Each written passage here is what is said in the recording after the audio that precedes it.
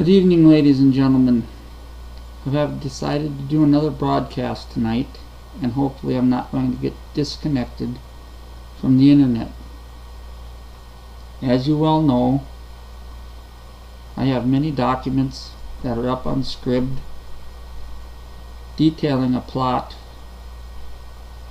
to create a world government and to make the United States official part of it. Within the Congressional record and in government archives of the United States, this story and this plan is told. Many decades ago, up including to this very day, patriotic congressmen and congresswomen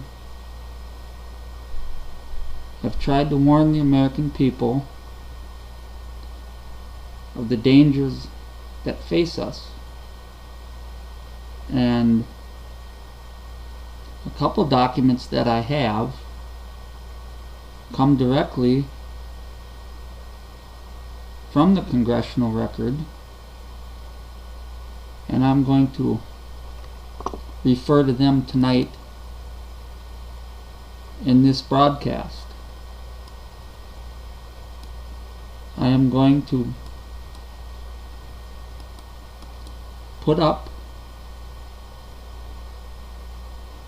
one very revealing Congressional record, and it's entitled "The Great Conspiracy to Destroy the United States," and it was a speech given in the House of Representatives by the Honorable Usher L. Burdick. And in his speech, it details this official plot to create a world government. And we're not wearing tinfoil hats. We're not drinking Kool-Aid.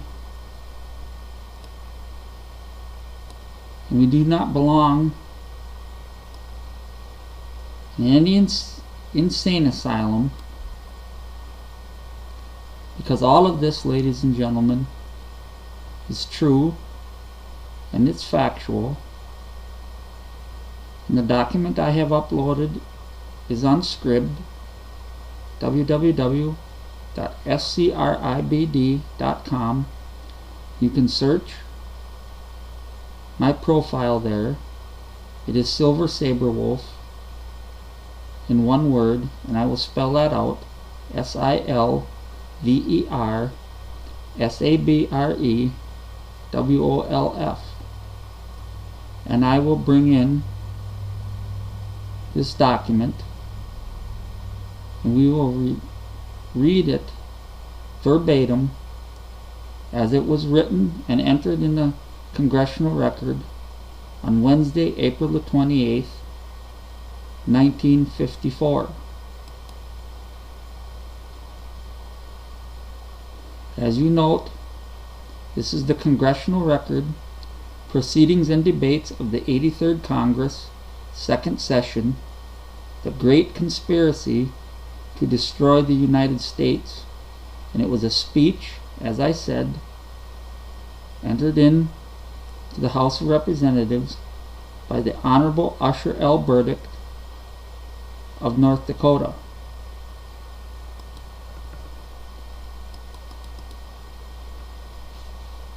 The Speaker Pro Tem. Under previous order of the House, the gentleman from North Dakota, Mr. Burdick, is recognized for 30 minutes.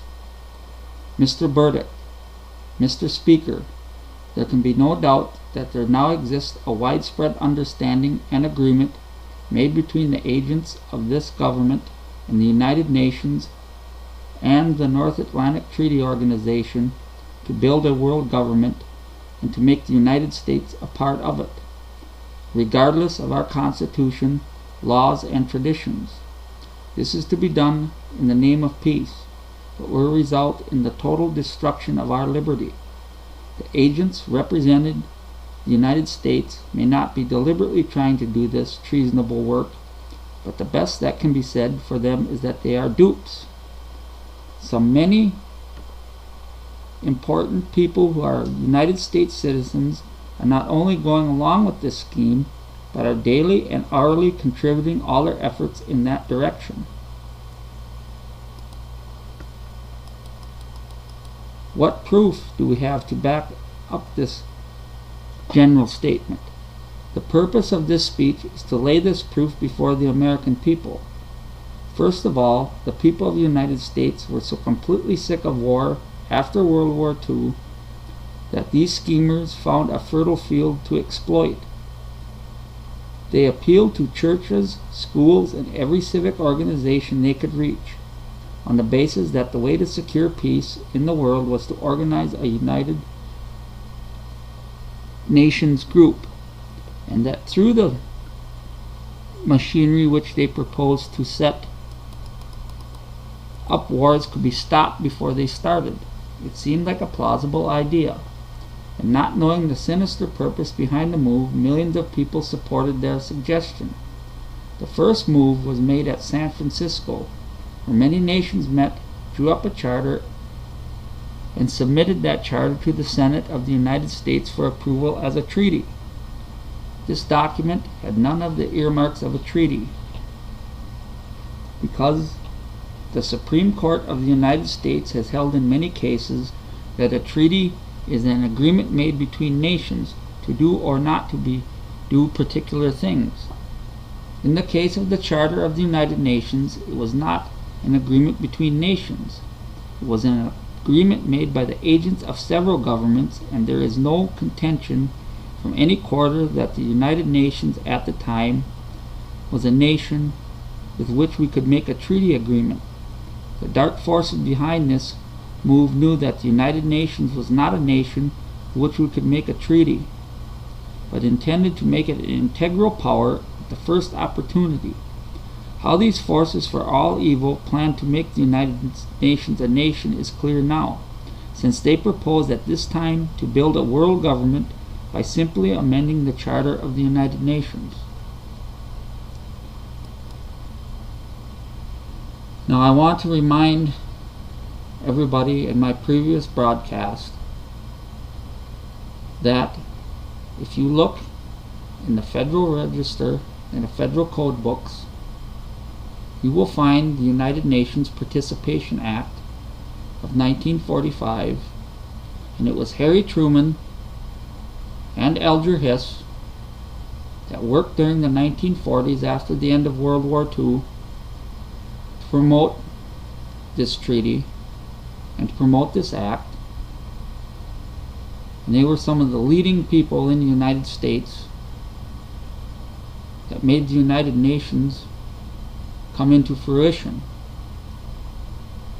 And we will zoom back into the document, and we will continue with the text of the speech made by the Honorable Usher L. Burdick in the U.S. House of Representatives.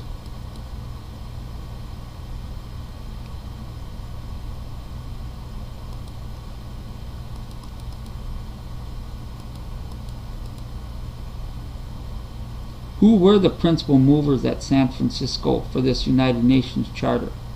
Who wrote the Charter and who had the most to do about shaping its provisions? The answer is that the Russian Communists and Alger Hiss, a representative of our State Department, were the prime movers and schemers in arranging its provisions.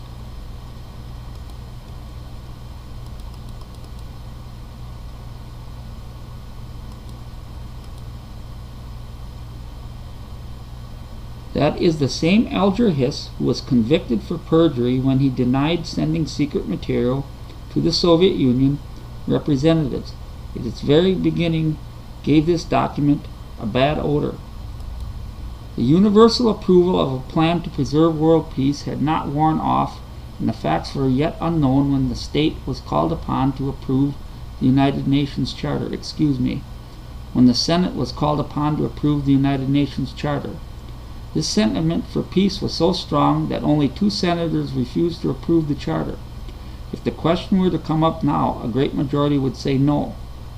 If the real purpose of this charter was to outline a method to secure and preserve world peace, why was it necessary in that charter to make an assault upon the Constitution of the United States?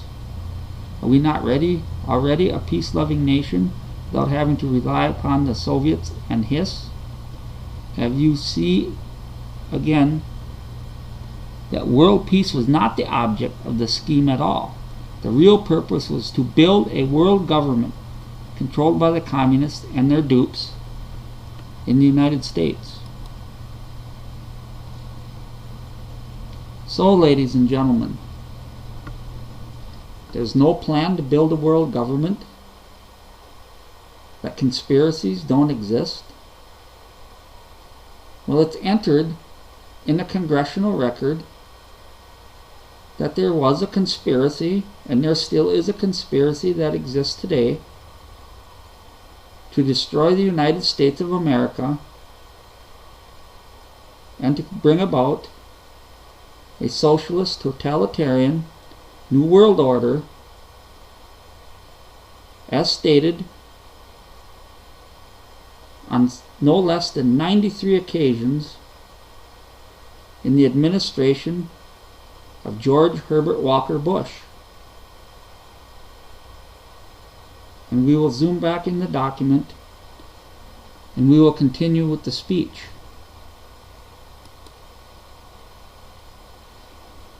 As soon as this charter was approved, the courts of the United States began to hear about it. In the Fuji case in California, the Charter of the United Nations was substituted for the laws of the state of California. And that remained so for several months, until a higher court overruled the court that made the finding. It was a precarious situation depending upon the whim of a court. Again, in the steel seizure case, where the Supreme Court was searching our Constitution for some provision that would uphold the President in his action, the same Charter of the United Nations once more appeared. Failure to find any authority in the Constitution to fortify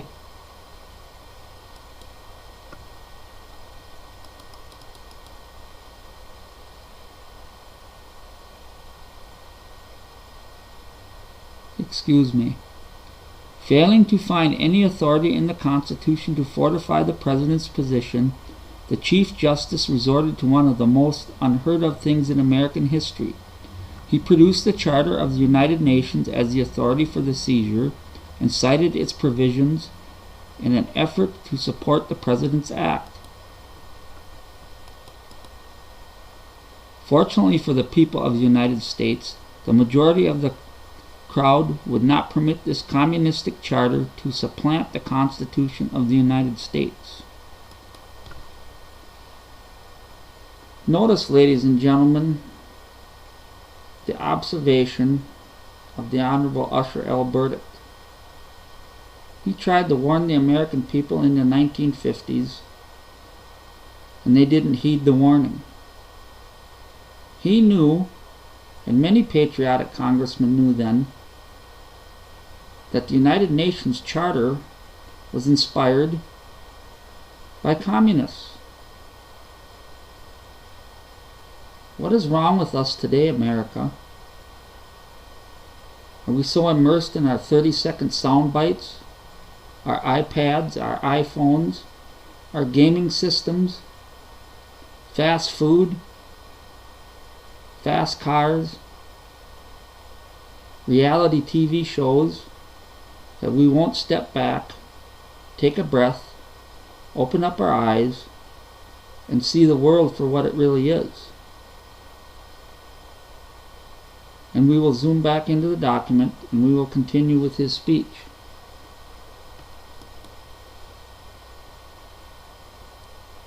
The next assault on the Constitution is found in the Covenant of Human Rights, which has not as yet been presented to the Senate for ratification. The United Nations has amended its first draft several times, and because of the rising tide of objection to what it is doing and planning to do, the latest draft has not come before the Senate. The subtle and fraudulent work of the United Nations in trying to prepare the people of the United States for the approval of this un-American document ought in itself to condemn its further consideration by the people and their leaders. To prove to you that its procedure was fraudulent and totally dishonest, I wish to clearly state that the United Nations put out a Declaration of Human Rights, which upon its face was not objectionable.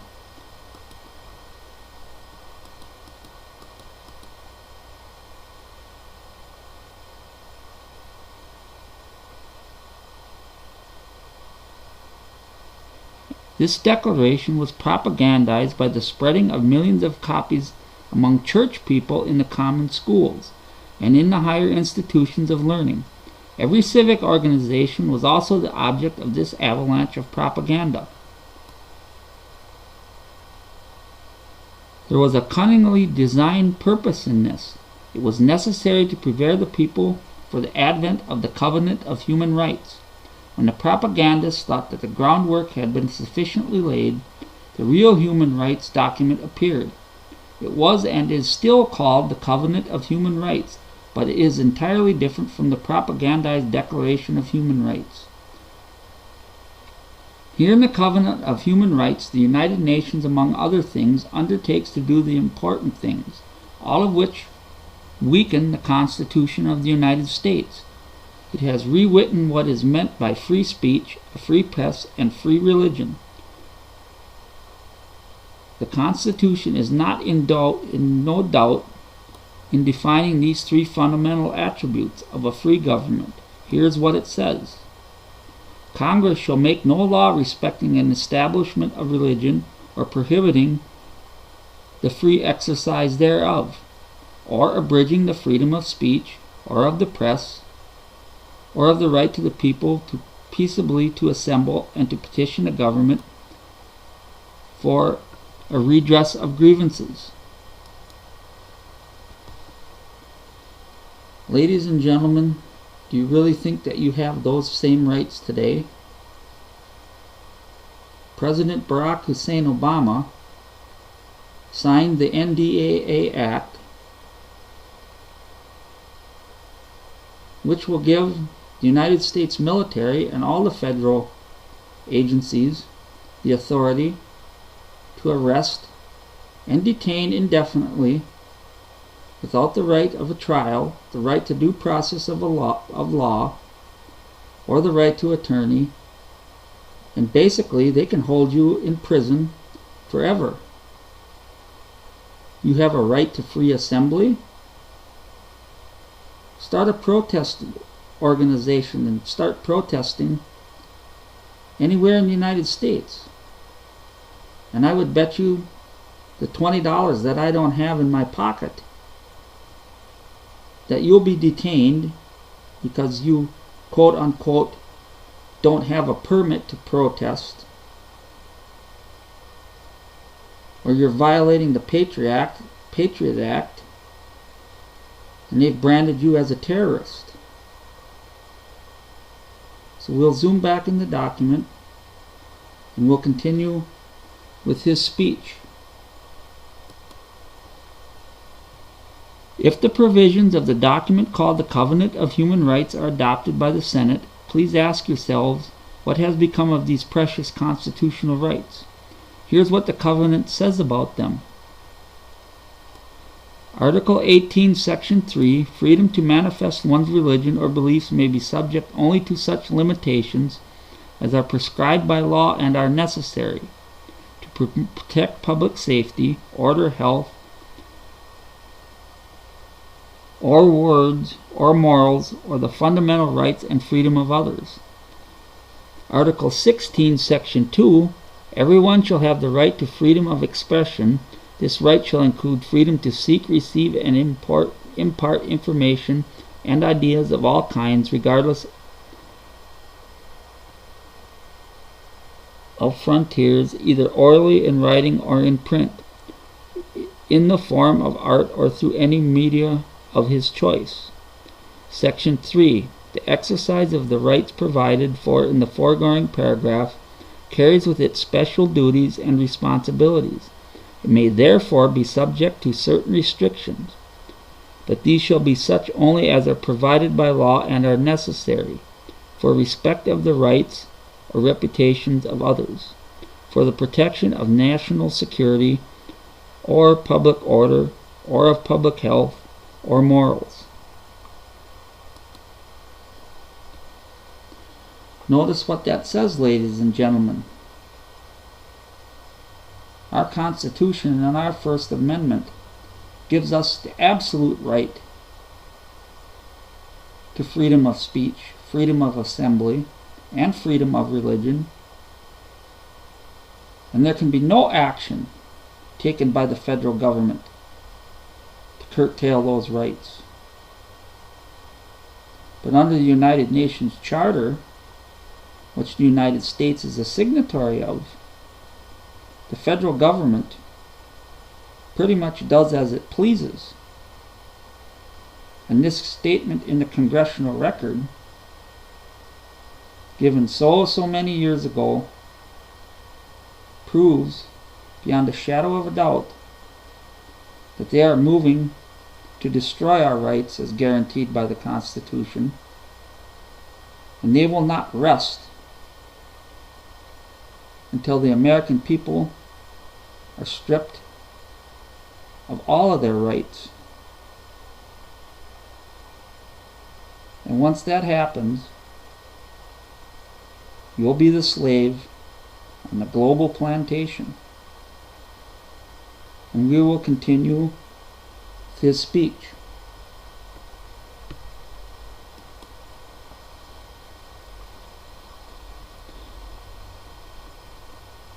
When we go so far as to hedge and restrain and circumvent free speech, then there is no free speech. There will be no free press. There will be no true religion. Does anyone who is acquainted with these facts want to say that the United Nations is not trying to rewrite our Constitution with the aid and support of communists and revolutionists? Just why is it necessary to emasculate our Constitution if the only object of the United Nations is world peace? Is not our Constitution and the desire of all the people of this country in favor of peace? It is necessary to change our Constitution in order to carry out the design and conspiracy to build a world government. It is not perfectly clear to you now that this was the real purpose of the framers of the United Nations from its very beginning. It ought to be obvious to any fair-minded person that it is the deliberate scheme of the United Nations to destroy the Constitution of the United States, and should need no further proof. But that is not all. As the following steps will disclose, the United Nations has produced another convention which in time they will ask the Senate to approve. I refer to the Genocide Convention. This is an appalling subject, and it is caught in its net a great many good American citizens. As defined by the dictionary, genocide is the use or user of deliberate systematic measures toward the extermination of a racial, political, or cultural group. The wholesale destruction of race or a group of people for no reason at all except that they are a race or group is against all principles of humanity, and in this country is a violation of moral and civic law. Is there anything in the Constitution of the United States, or even in the laws of any state of this great nation, that approves such crime? Why is it necessary to change and abrogate and repeal our own Constitution in order that we shall be authorized to rise up against such a moral and legal crime? The answer is that there is no possible reason for this action if the purpose of the covenant is to prevent genocide. This convention undertakes to further amend the Constitution of the United States and deny the rights of our citizens under the Bill of Rights in another respect. The Sixth Amendment to the Constitution provides, in all criminal prosecutions, the accused shall enjoy the rights of a speedy and public trial by an impartial jury of the state and district wherein the crime shall have been committed, which district shall have been previously ascertained by law, and to be informed of the nature and cause of the accusation, to be confronted with the witnesses against him, to to have compulsory process for obtaining witnesses in his favor, and to have the assistance of counsel for his defense. As I said, Barack Obama signed the NDAA Act, which allows him and the military or any federal institution to detain American citizens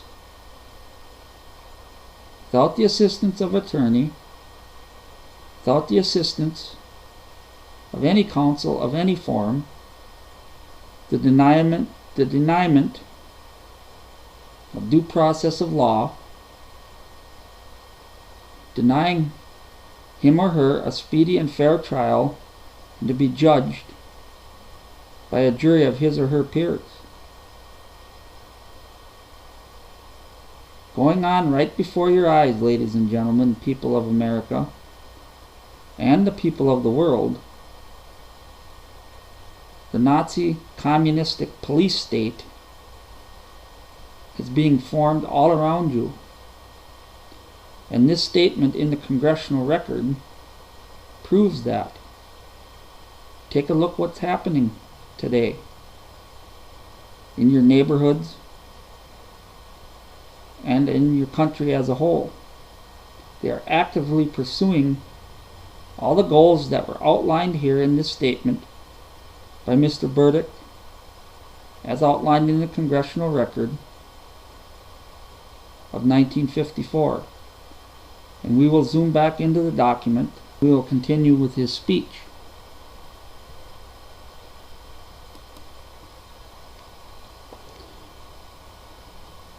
The Genocide Convention provides that a citizen of the United States who has, in the opinion of the United Nations, libeled or injured the feelings of a race, a group, or any member of a group shall be subject to trial for violating that covenant. When the accused be tried here in the United States, where the crime was alleged to have been committed, no. He will be tried wherever the United Nations may decide. Will he be tried under the Constitution and laws of this country, with the safeguard provided by the Sixth Amendment? No. He will be tried under such laws as the United Nations World Court shall prescribe. Why was it considered necessary to take away from the citizens of this country the protection our Constitution gives them? Are our people engaged, or were they ever engaged in race annihilation? The real hidden and treasonable purpose of this provision was and is to tear down our Constitution and make all citizens who are entitled to the enjoyment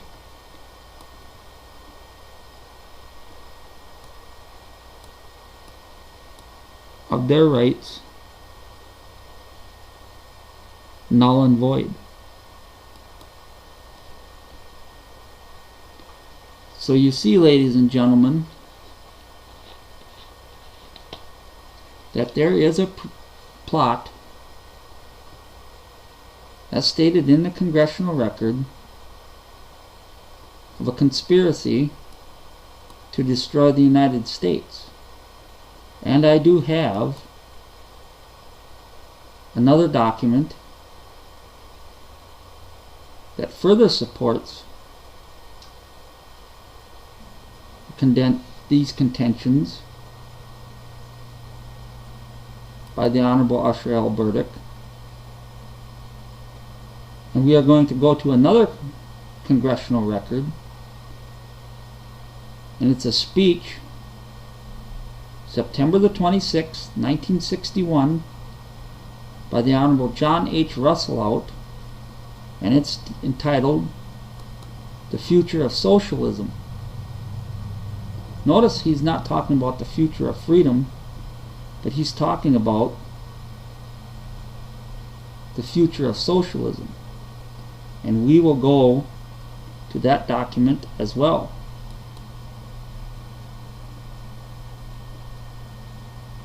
This is the Congressional record, Proceedings and Debates of the 87th Congress, First Session. Schlesinger predicts the future of socialism. And it was a speech by the Honorable John H. Rousselot of California in the House of Representatives, Tuesday, September the 26th, 1961. Mr. Rousselot, Mr. Speaker, in my research on the trend of socialism in the United States, I came across an interesting periodical called the Partisan Review, which contained a remarkable article in the issue dated May-June 1947.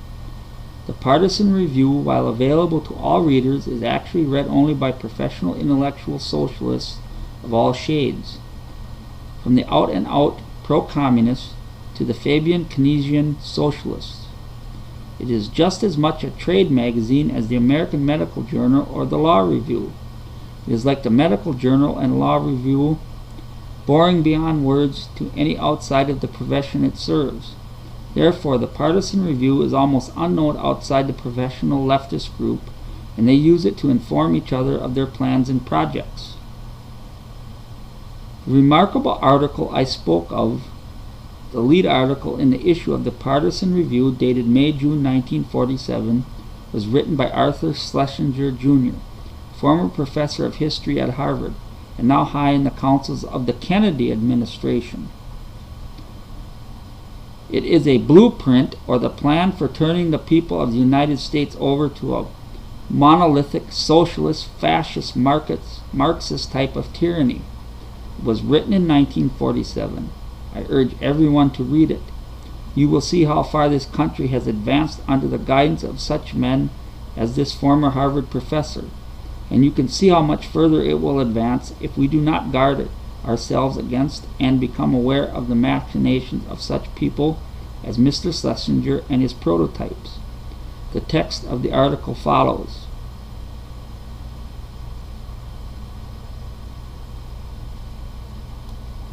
The Future of Socialism, The Perspective Now, by Arthur Schlesinger, Jr. The Soviet experience has put the century of debate between capitalism and socialism in a useful new perspective. Before the First World War, the case against socialism was generally made in terms of efficiency, the case against capitalism in terms of morality. That is, socialism was concluded to be good in principle, but not to work. Capitalism was conceded to work, but not to be good in principle. After the Second World War, we see a reverse tendency, a disposition to admit the inefficiency of capitalism and justify it as providing the margin on which liberty and democracy may subsist.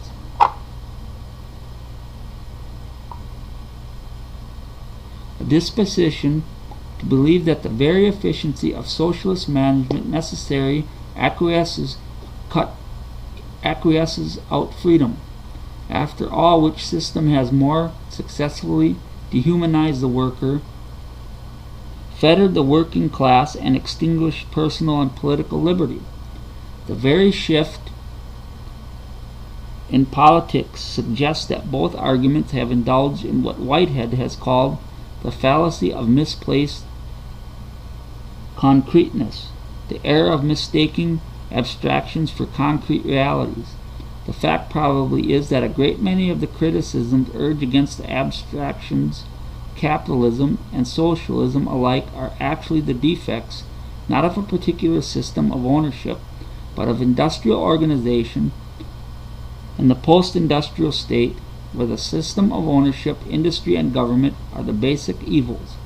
They institutionalize the pride and the greed, the sadism and the masochism, the ecstasy in power and the ecstasy in submission, which were the abiding causes of the troubles of the world.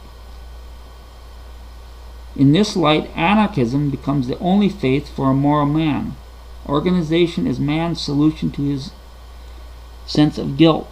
The very fact of organization attenuates personal moral responsibility, and no organization becomes more elaborate and comprehensive.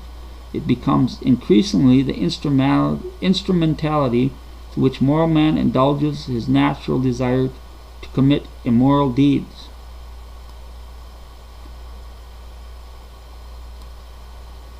A crime which would press heavily on the conscience of one man becomes quite endurable when divided among many. The state is the only climax of secular organizations, the semi-human tiger or ox stalking over the earth. Thorant called it, with its heart taken out and the top of its brain shot away, and the totalitarian state concentrates in itself all the evil organization by annihilating all the gaps and rivalries which make for freedom and a more loosely organized society.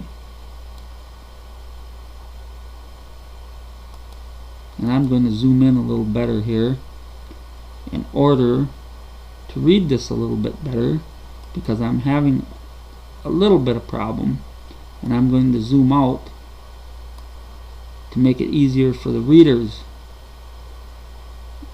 and the viewers of the show to see.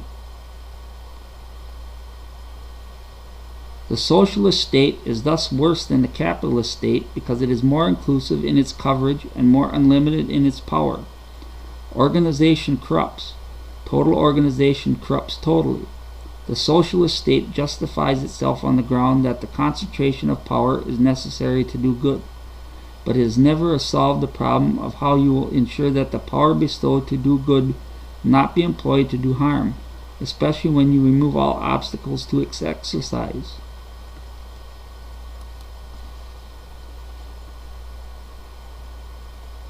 Have you ever lived in a period of your life up until the last 5 or 10 years where most of the power now is concentrated in the hands of Washington, D.C.? These TARP bailouts, stimulus packages, bailouts of these banks are nothing more than a consolidated power in the hands of corrupt financiers, big industrialists, and the federal government. For those of you that have never studied symbols, I suggest you look at the symbol, and I believe it's in the United States Senate, their chamber. Up above where the President of the Senate sits, you will see an axe inside a bundle of rods, a bundle of sticks. That symbol, in case some of you don't know, is called the fasci. The fasci is a symbol of fascism, which is left of political center. It's the same system that Benito Mussolini followed. It's the same system that Adolf Hitler followed. It's the same system that Joseph Stalin followed and his communist predecessors and his successors. And it's the same political system that's being followed in the United States. President Barack Obama likes to tout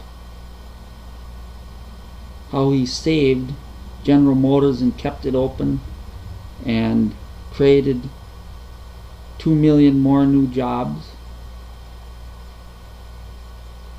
In actuality,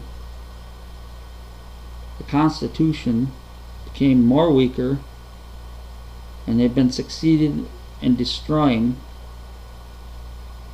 what's left of that document. And we will continue with his speech. The speech by the Honorable Usher L. Burdick in the U.S. House of Representatives.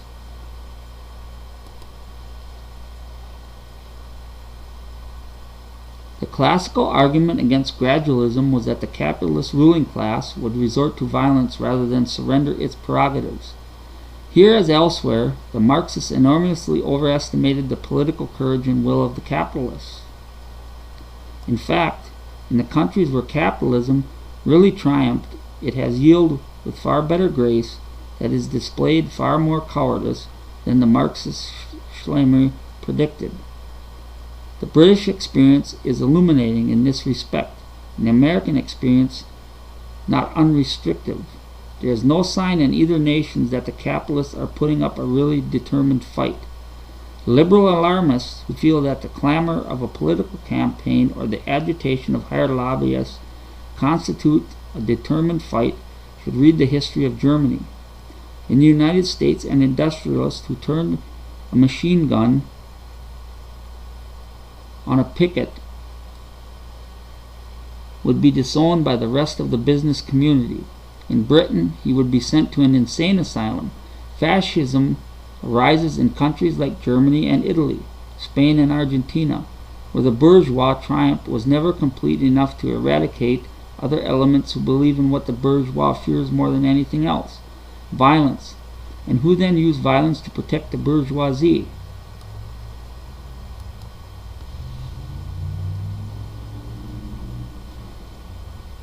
Take a look today, ladies and gentlemen,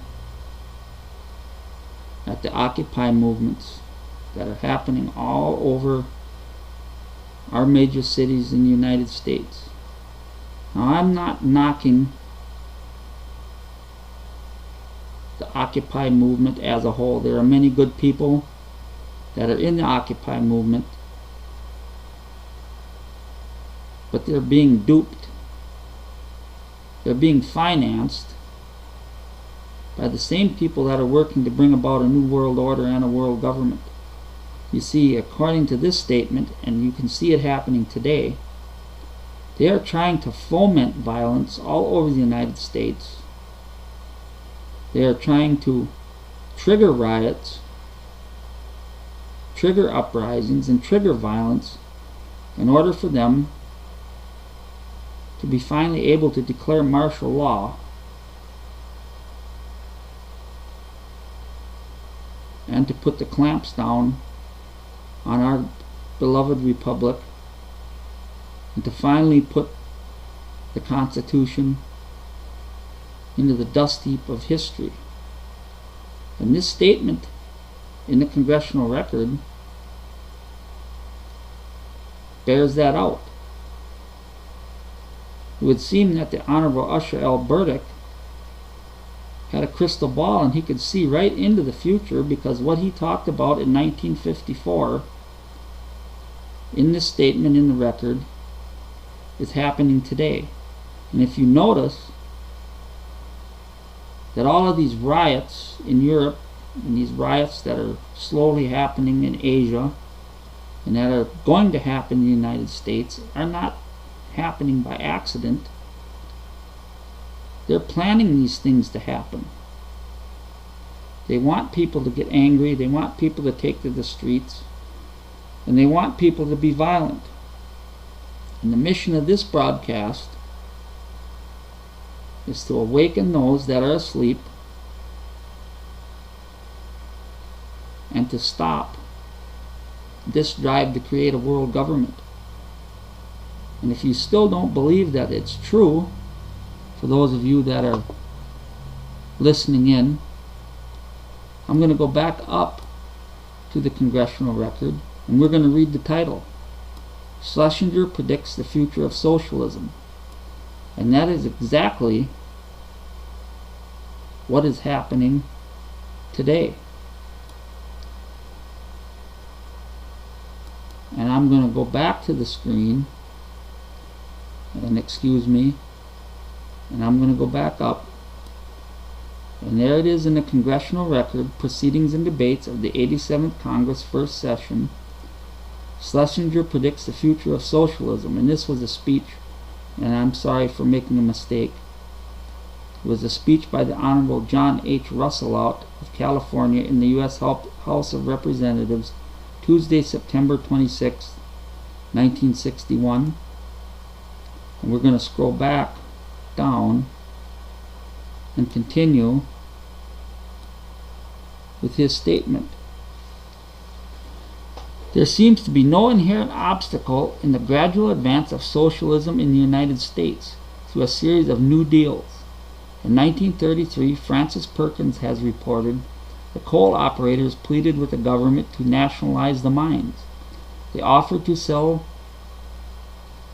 to the government at any price fixed by the government, anything so we can get out of it. The government was not ready to take over the coal mines in 1933, as it was not ready to take over the banks. Well, in 2008, ladies and gentlemen, through the TARP bailout signed by our conservative president George W. Bush, the federal government took over the banks, didn't they? They took over the auto industry, didn't they? At least two out of three of our major auto dealers, or our auto manufacturers, they're controlled and owned by the federal government. And when I'm talking about the federal government, I'm not talking about we the people, ladies and gentlemen. There is no such thing. I'm talking about the federal government in bed with humongous and powerful corporations, and they violated our Constitution. They violated all the principles of which our government was founded upon, and they're in control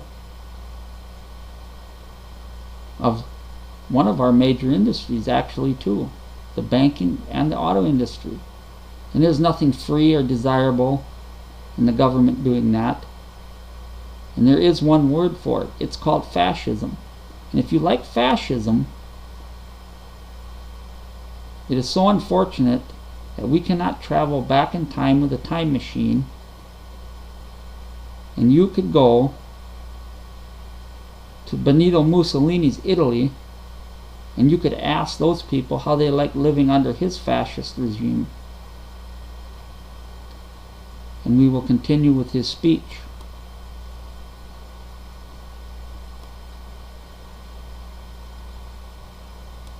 Government ownership and control can take many forms.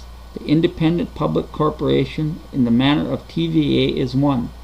State and municipal ownership can exist alongside federal ownership. The techniques of the cooperatives can be expanded.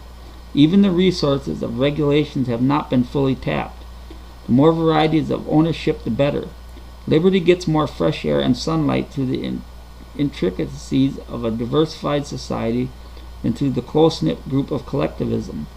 The recipe for retaining liberty is not rationalization, but muddling through a secret long known to the British who, as D.W. Brogan has put in charge, anything except the appearance of things. Socialism then appears quite practicable within this frame of reference, as a long-term proposition.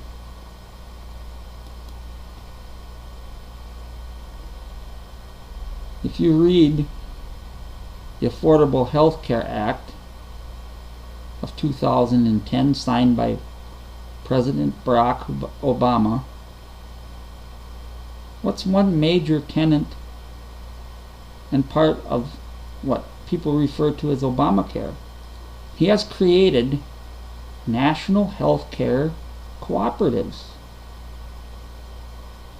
They have brought fascism to the healthcare system, and it's not going to benefit the American people, and it's not going to benefit this nation as a whole. What they are doing is they are creating the same systems that exist in Europe, that exists all over the world, and we will be merged into a worldwide health system, and it will be socialized medicine. I don't know about you, ladies and gentlemen, but I don't find that desirable in a free society, and I'm sure that many of you don't find that desirable in a free society. And we will continue with his speech.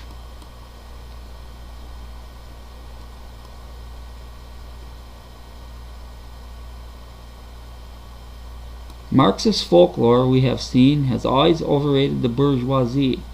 The capitalists have certainly been great organizers of production and in this process great exploiters of the downtrodden. But their confidence, intelligence, and ruthlessness have always dwindled as they get further away from the factory or the counting house. They have constituted a plutocracy, not an aristocracy. They have never been in this political sense an effective governing class. A plutocracy is trained to think in terms of business dealings and not of war, in terms of security and not of honor, in terms of class and not of nation, with their power dependent on the continued convertibility of pieces of paper.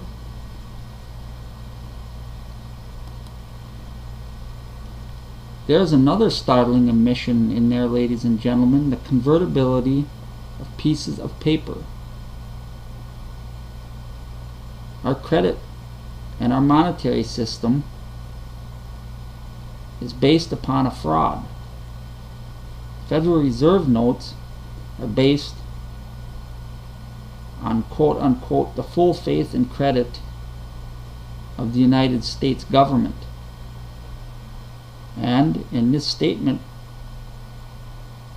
he admits what systems that we really have. And we have a system of worthless paper money, a system which they're about to collapse, and they will collapse, and they will blame it quote-unquote on the dollar, and they will replace the United States dollar after they've created the North American Union with the Amero. And after that is in circulation for a period of time, it will end up being replaced with a world currency, a world system, where you're chipped and marked, an RFID chip, and you won't be able to engage in commerce unless you have that chip. And we are going to continue with some more of his speech.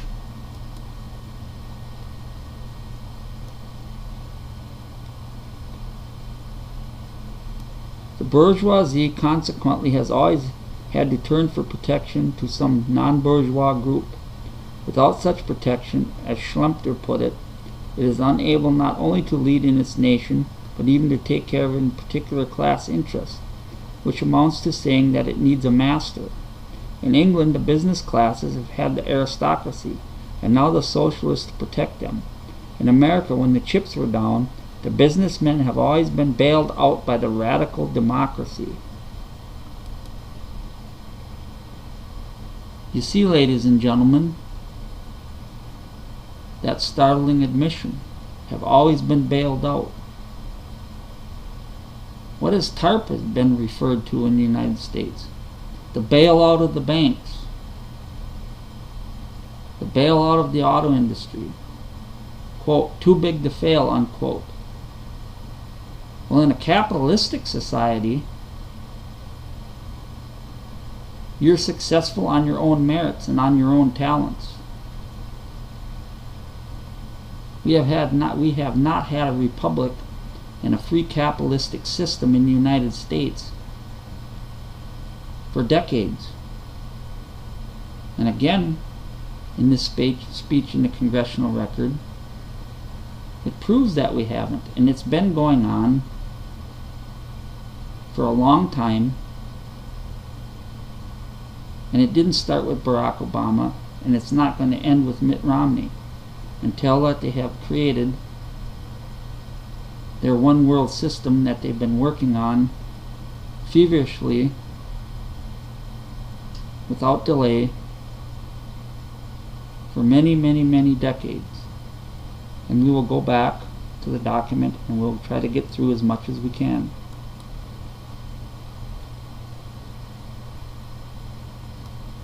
This normal political incompetence of the capitalists has recently been exaggerated by a gradual disappearance of the capitalistic energies themselves. It is this combination which justifies the term death wish. Not only does the bourgeoisie lack the skill to protect itself, it is increasingly lacking in the will to protect itself. The capitalistic system in effect has killed its own interest in survival. The rise of big business, the development of mass protection and mass organization have slowly taken the guts out of the idea of property.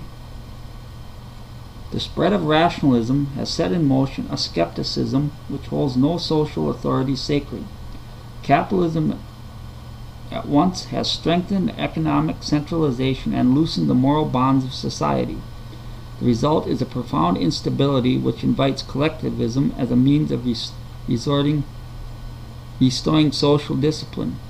As Stumpner puts it, capitalism socializes the bourgeois mind. Eventually, the roots of capitalist motivation will wither away. Even in America, the capitalistic fatherland, the death wish of business community appears to go beyond the normal limits of political incompetence and geographical security. After the First World War, Trotsky predicted that the American capitalism would now make its stunning debut on the world stage. Instead, American capitalism crept back into bed and pulled the covers over its face. It responded to the challenge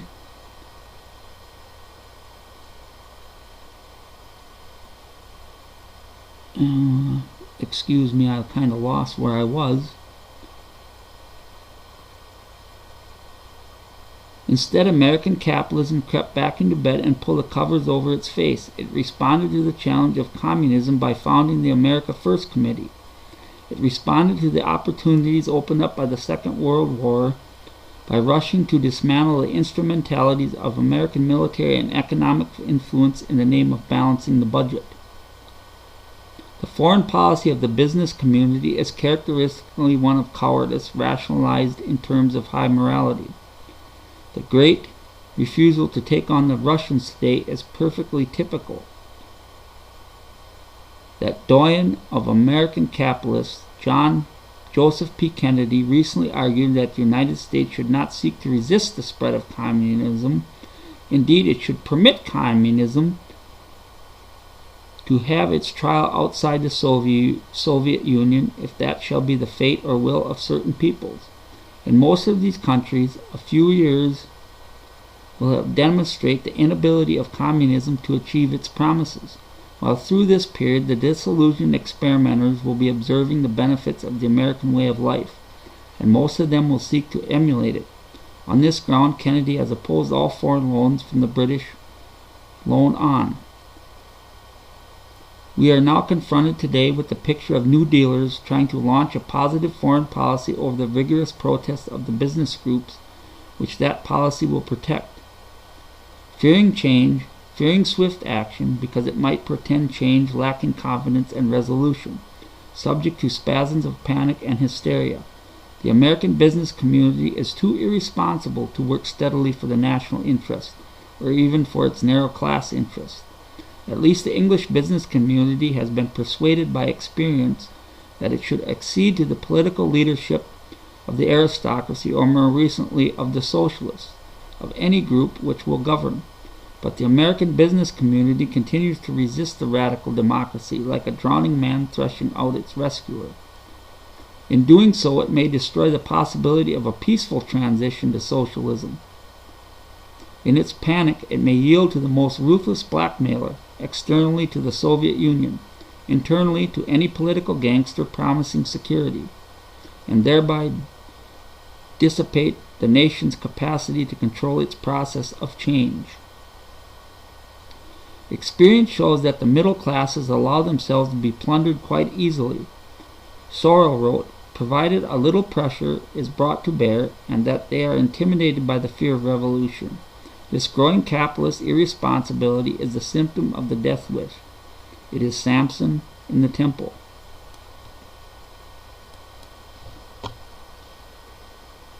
I, for one, ladies and gentlemen, don't believe that capitalism has a death wish. What has been practiced in the United States for many decades is not a capitalistic system. It's a system of communism and fascism that is being practiced, and has resulted in a $16 trillion debt. It's resulted in millions of American jobs lost,